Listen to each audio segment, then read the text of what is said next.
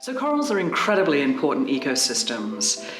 When you swim out on the reef, you see an underwater garden, a three-dimensional cathedral.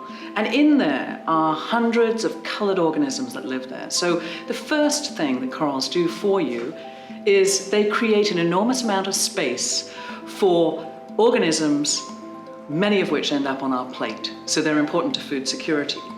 Also, these huge structures that you see, that can be seen from space, in fact, protect the land immediately behind them from the storms that come across the Pacific and the Caribbean. So they are natural barriers that diminish storm energy and prevent the erosion of the coastline.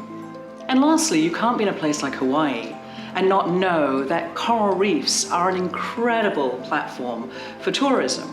And for many island nations, they are tourist economies, and therefore coral reefs are critical to the economic health of many, many places.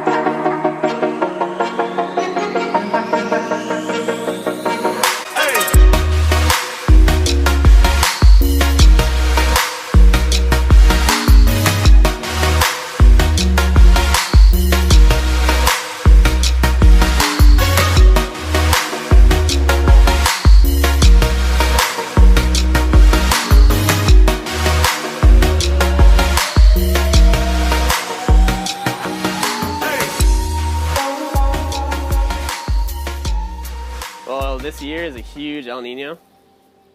The one back in '98, same thing happened. All the coral just died in the Pacific. It all got bleached and massive decimation of the coral. This year's the same thing. It's huge El Nino, and then there's gonna be huge waves. So a kind of perfect fit for doing coral conservation and also big wave surfing. So I partnered up with Ruth Gates. She's a PhD at University of Hawaii, and she's doing all kinds of cool coral conservation projects that need funded, specifically in Hawaii, but also just around the world. What we are doing is attempting to come up with a solution for the immediate problem that we see on reefs now. That is to breed corals or develop coral stocks that are able to withstand the conditions that are predicted for the future. Warmer waters and more acidic waters. We are taking adult corals and giving them experiences that we hope will translate to the next generation. So when they reproduce next, we take those adults' offspring and we follow their performance through their growth to an adult.